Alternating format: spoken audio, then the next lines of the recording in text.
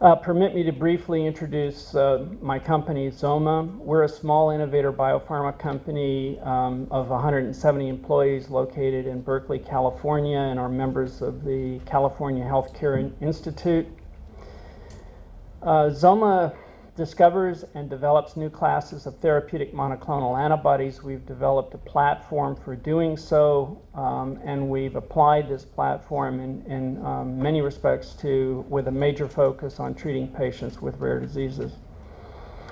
We have in our current pipeline a number of clinical programs involving rare diseases, including non-infectious uveitis, Behçet's uveitis, non-necrotizing scleritis, pyoderma gangrenosum, and others.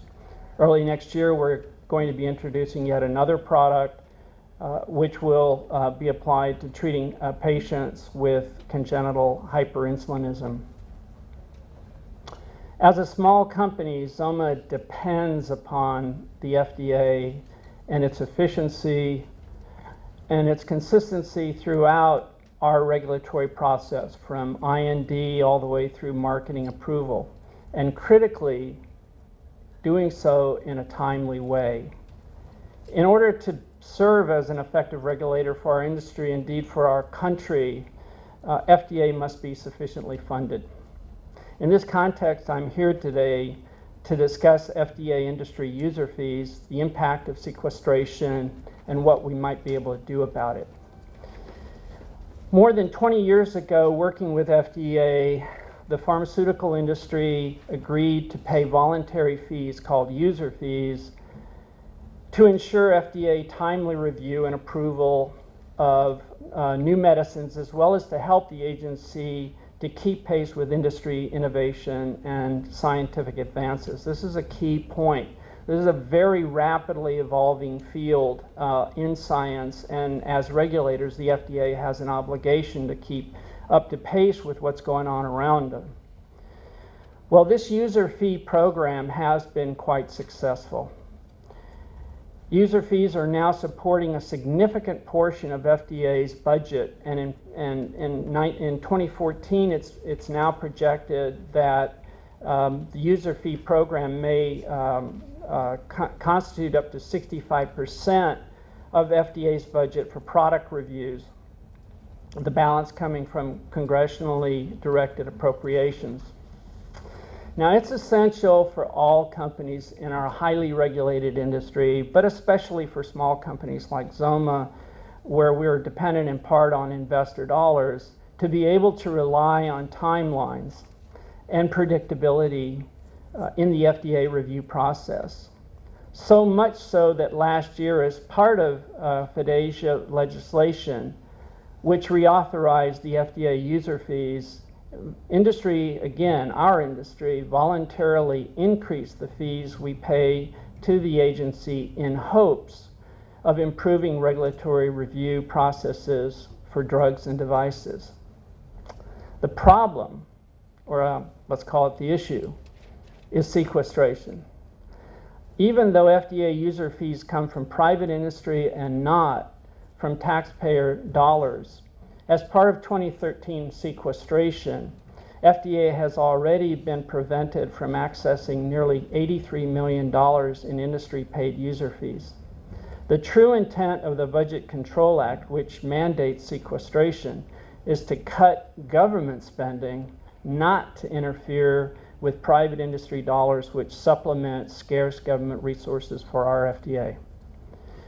FDA has recently stated that as a result of sequestration, reductions have already occurred in education and retraining of their staff and across a range of FDA grants.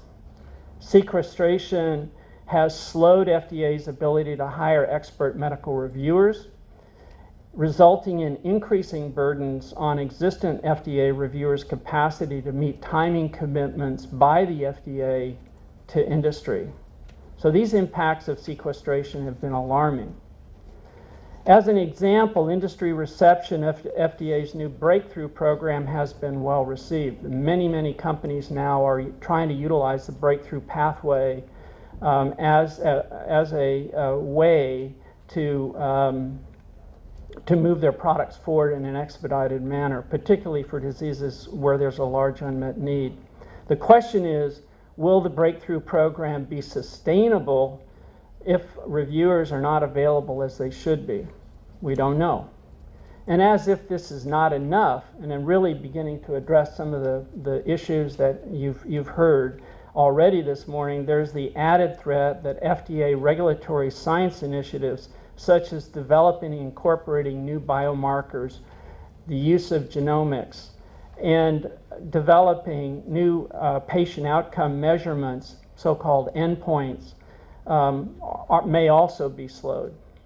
And finally, this added regulatory unpredictability, uncertainty, stands to negatively impact future investment decisions in biomedical research and development by both investors and by companies, ultimately resulting in patients having less access to new treatments, especially in rare diseases. This leads me to a real solution, and that's HR 2725, already mentioned by Tracy, the so-called FDA Safety Over Sequestration Act. This bill has been introduced by Representative Lance with 34 co-sponsors and excellent bipartisan, almost equally distributed bipartisan support. And at last count, this bill is supported by at least 39 advocacy groups and members of industry. I was thinking about this, and I have never in my 35 years of drug development had this many people on the same side that I am. It really is a remarkable effort that's going on. For budgetary purposes, this bill has no cost because user fees are not part of the budget baseline. Importantly, sequestration user fees does not reduce the federal budget. But what this bill does is it explicitly exempts private industry user fees under FDA jurisdiction from any future sequestration starting in 2014 and ensures FDA having full access to these user fees because for their originally intended uses. This legislation is one of our industries, that is the drug and the device industry's highest priorities, as evidenced by the large support not only from the California Healthcare Institute, but also other members such as Pharma, Bio, NORD, and many other organizations. We thank Representatives Lance and Rogers and Peters and Bilirakis and Eschos for all of their support in putting this bill forward. We respectfully request the members of the Rare Disease Caucus to support this bill rather than having this private money sit in limbo, in jail, essentially. We collectively request that our user fees go for their intended purpose, and that is the drug and device approval process, including for rare diseases. Thank you.